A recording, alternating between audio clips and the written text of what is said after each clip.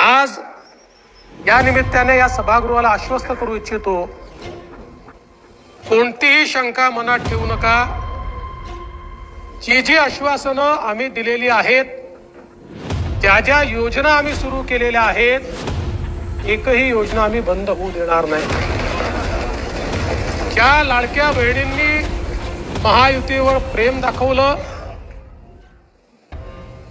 हे अधिवेशन संपल्याबरोबर डिसेंबर महिन्याचा हप्ता त्यांच्या खात्यामध्ये आम्ही टाकतो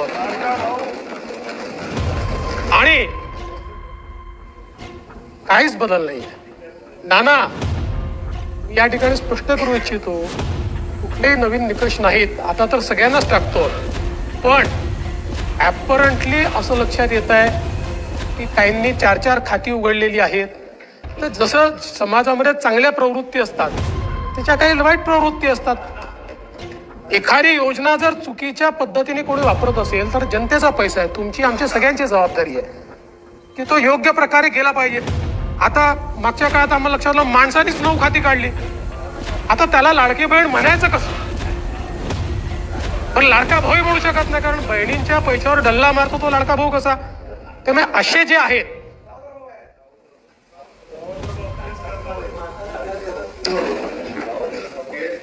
त्यामुळे शेतकऱ्यांच्या संदर्भात आम्ही दिलेली आश्वासनं असतील, युवांच्या संदर्भात दिलेली आश्वासनं असतील, ज्येष्ठांच्या संदर्भात दिलेली आश्वासनं असतील, समाजातल्या वंचितांच्या संदर्भात दिलेली आश्वासनं असतील, ही सर्व आश्वासनं या ठिकाणी आम्ही पूर्ण करणारच आहोत। आमचे मित्र भास्करराव या ठिकाणी नाही,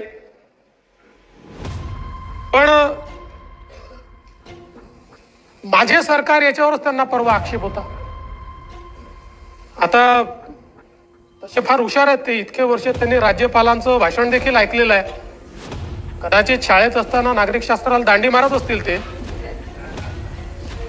पण शासन जे चालतं ते मुख्यमंत्र्याच्या नावाने चालत नाही, शासन राज्यपालाच्या नावाने चालतं आणि म्हणून ते माझं सरकार असतं। म्हणून राज्यपालांनी माझं सरकार म्हटलेलं आहे।